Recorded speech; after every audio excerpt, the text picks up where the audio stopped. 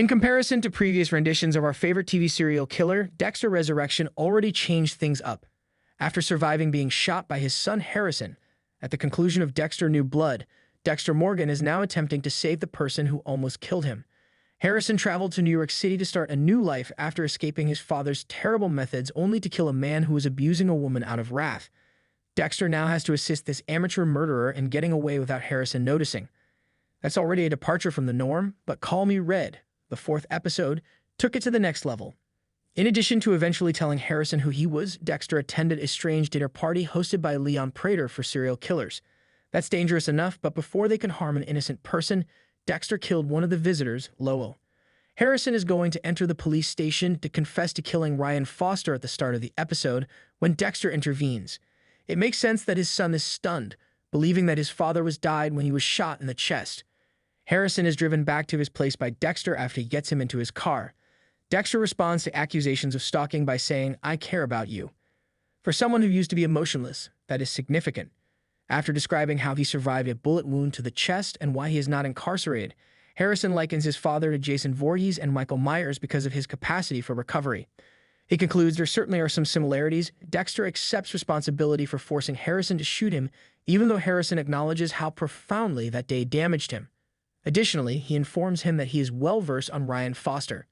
Killing provides a relief for Dexter, but for poor Harrison, it's an unavoidable guilt nightmare. He keeps Ryan's watch with him since he's in so much pain, but the constant ticking of the watch is driving him almost insane. Harrison wonders if it helps when he thinks of his mother, Deb, or Captain LaGuerta. Dex tries to reassure him that they are not so similar after all, arguing that you are more than your darkest moment. Harrison says Batista found him, but he didn't tell the detective anything.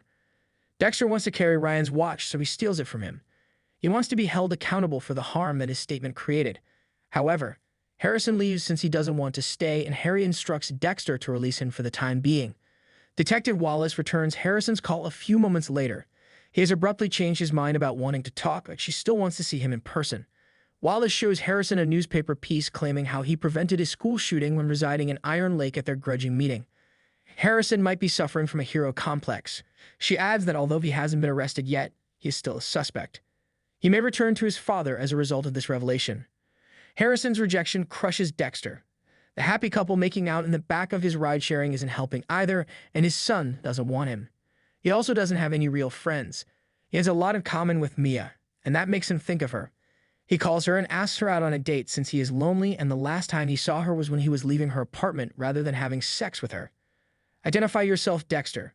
She accepts, and they enjoy going bowling together, while flirting and talking about how lonely being a serial murderer can be. In an interview with Leslie Stahl, Prater, who has said that he was raised as an orphan in foster care, is questioned about his backing of a contentious police group.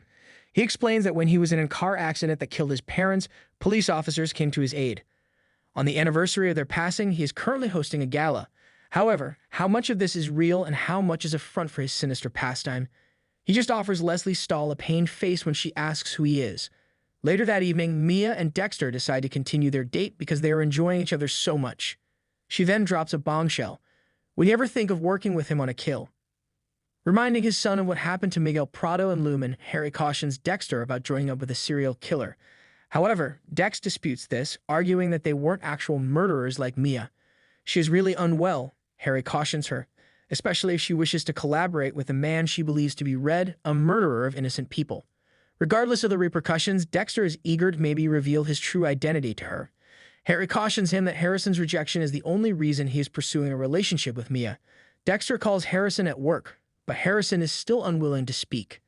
After being turned down once more, Dexter and Mia head out for wine. He begins to talk excessively about his Miami upbringing. When it comes to killing together, Mia wants to follow Red's instructions. Her goal is to murder a ride-sharing driver. Any driver will do. He is shocked by Mia's admission that she has killed innocent individuals in addition to sexual predators, despite her earlier claims to the contrary. Dexter appears to be devastated. She is not like him.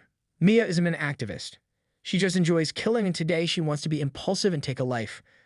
Lady Vengeance is keen to watch Red in action as Dexter and Mia begin to stroll through the crowded streets of New York City. Even when she locates a ride-sharing, Dexter turns it down. She is angry that he is a tease and won't let her in once again.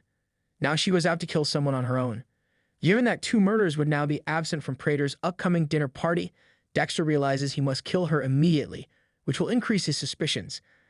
An intoxicated man in a suit is Mia's first easy target when she arrives at a bar. As Dexter enters her apartment and gets ready, she sits with the man and hits on him right away. Later, while Dexter observes them sharing a kiss outdoors, Mia takes her next victim home. Dexter pretends to be a terrified citizen and dials 911 after she knocks the man out with a bottle of wine.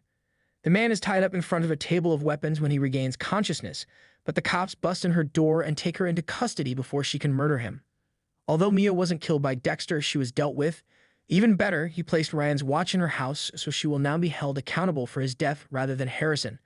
Wallace is shocked to discover that the murderer isn't who she initially believed when she discovers the watch at the crime scene, but given her intelligence, don't be shocked if Harrison isn't yet in the clear. Batista watches a news footage about Lady Vengeance being blamed for the murder of Ryan Foster. Despite his confusion, he knows that Dexter was somehow responsible for this. Harrison, meanwhile, is as perplexed by the news. That is sufficient to send him back to his father. Dexter informs Harrison that he wants him in his life.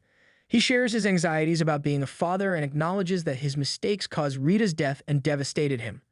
Lastly, the reality. He no longer wishes for Harrison to follow in his footsteps as a murderer. He lacks the goodness that his son possesses. In fact, Dexter tells Harrison that he needs him and apologizes. "You're my reason to live." They acknowledge that they are each other's only possession. As the episode comes to a close, Charlie visits Prater and informs him that Mia is under strict surveillance and cannot be reached. He needs his problem to be solved. Thus, that isn't good enough. By pretending to be a lawyer, Charlie is able to finally meet with Mia, who assures Lady Vengeance that her incarceration would be as brief as possible. Will she assist in Mia's escape, or will she kill her?